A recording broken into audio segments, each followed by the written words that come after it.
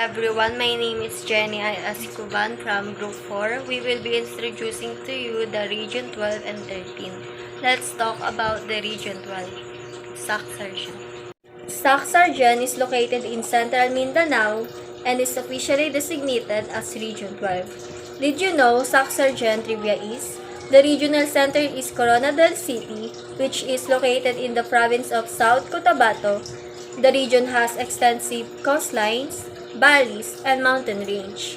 Cotabato covers the Rio Grande de Mindanao, which is the longest river in Mindanao and the second longest in the Philippines.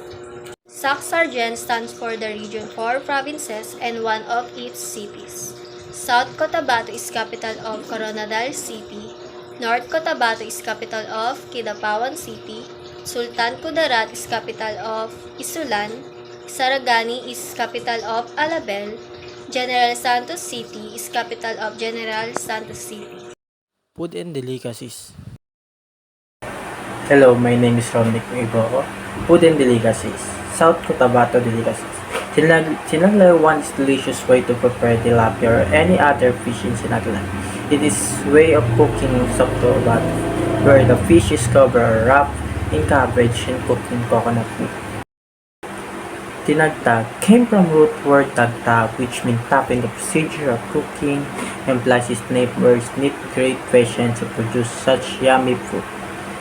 Made of ground rice and sugar, with a little water added, which produce a thick mixture placed over the coconut shell, drilled with small holes and fixed wooden stick, bind with rope and tie a rope. Pastil in Maguindanao delicacy, that is basically steamed rice topped with flaked chicken, beef or tuna, and wrapped in banana leaves. Province of Sultan Kudarat in melting pot of culture, ethnicity, and its diversity is also reflected in the cuisine of province. The Maguindanaos constitute the local Muslim population of Sultan Kudarat, and they bring with them their rich culinary tradition. Sweet and sour lapu-lapu, the fish was fried than those in light bath, savored sweet and sour sauce. The tender grouper meat tastes well with the light sweet and sour sauce. Accommodation. East Asia Royal Hotel is the best hotel in Jensan. Their very welcoming staff is at par with the best hotels. The room was very impressive, very clean. The bed was very comfy. Okay, ang East Asia Royal Hotel ay 3-star hotel. Isa ito sa pinakamagandang hotel sa Jensan. Microtel by Windham. Located just a 5-minute walk from SM General Santos City. Microtel by Windham operates a 24-hour front desk and offers spacious rooms with parquet flooring. Free Wi-Fi access is available throughout the property. Kung sakali mang mapagod kayo sa kakagala sa SM Jensan, 5 minutes ang lalakarin niya papuntang Microtel by Windham. Tapos, they are operating 24 hours and free Wi-Fi access. Greenleaf Hotel Jensan boasts 3 dining options, an outdoor pool and fitness center. Meeting and banqueting facilities can be arranged, while free Wi-Fi access is available throughout the property. Okay, they are 4-star hotel, one of the most elegant hotel in Jensan. They have 111 rooms, and each room is secured by an electronic door lock system. Thank you. Events and festival. Here are some events and festival in Region 12, Sacsarjan region. The first one is Tuna Festival in General Santos City or Jensan. General Santos City is known for Tuna Festival, flourished with the Kalinanga Festival, held annually in February. This vibrant celebration commemorates the city's founding anniversary, waving together cultural trends to highlights the rich tapestry in Jensan. The second one is Tinalak Festival in Vernon Hills in Mindanao, a vibrant celebration of cultural heritage and artistic craftsmanship take place every year. This called Tinalak Festival, held in the province of South Cotabato, which celebrate the harmonious convergence of art, music, dance, and spirit. The third one is the Sarangani Bay Festival.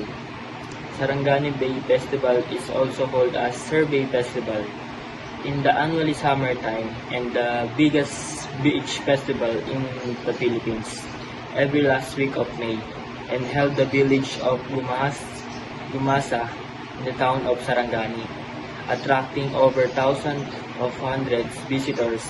Its schedule lasts every 3 days.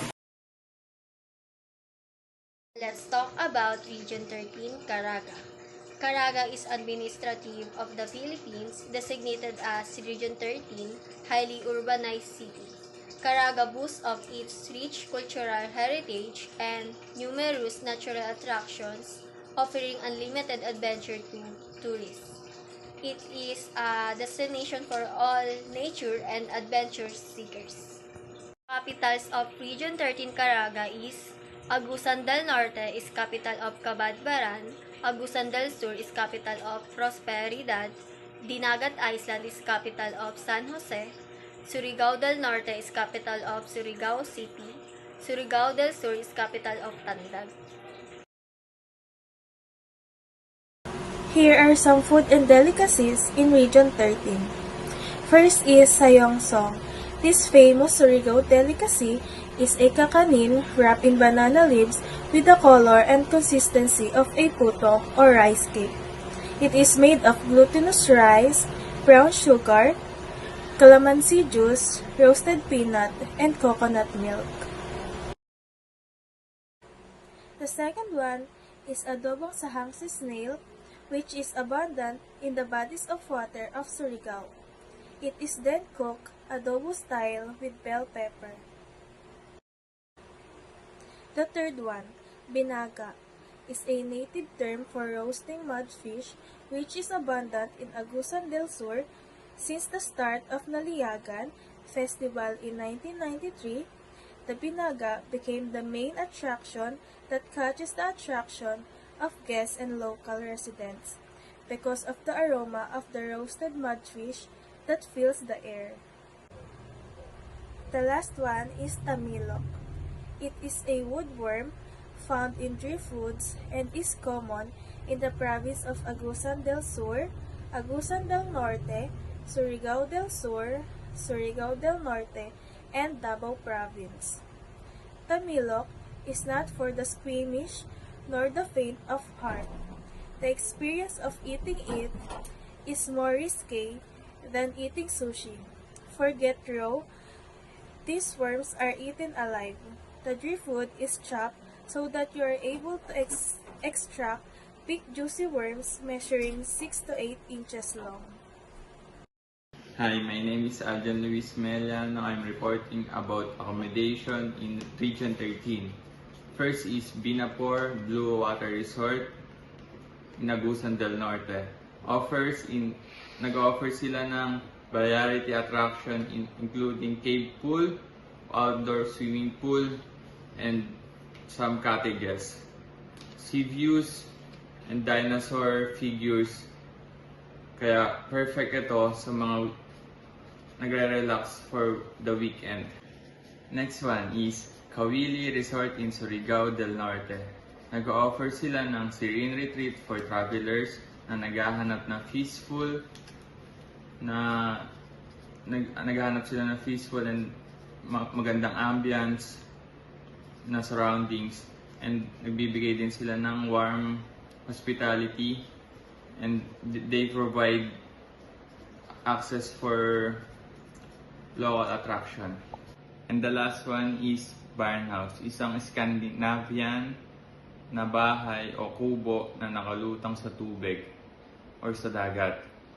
Dito naman ay malinaw yung tubig, kalmado yung tubig. Tapos perfect ito sa mga taong naghahanap ng water sports or water activities like kayaking, fishing, diving or swimming, and etc. That's all. Thank you. Event and Festival. Kahimunan Festival of Butuan City. Kahimunan Festival, this is a city of version of Sinulog Festival of Cebu City. A colorful street dance competition in honor Senior Santo Niño. Mga sumasali dito ay iba't ibang religious organization and other sector of groups. Kahimunan is a luma narrative terms which means a gathering. Naligayang Festival of Agusan del Sur. Naligayang, which means the chosen one, is a long week festival highlights introduce people culture, song, dance, and narrative goods, ethic games, and variety athletes contests, and specially events. Kasayan Festival of Surigao del Norte, a Thanksgiving festival for bountiful harvest of seafood, especially shrimp.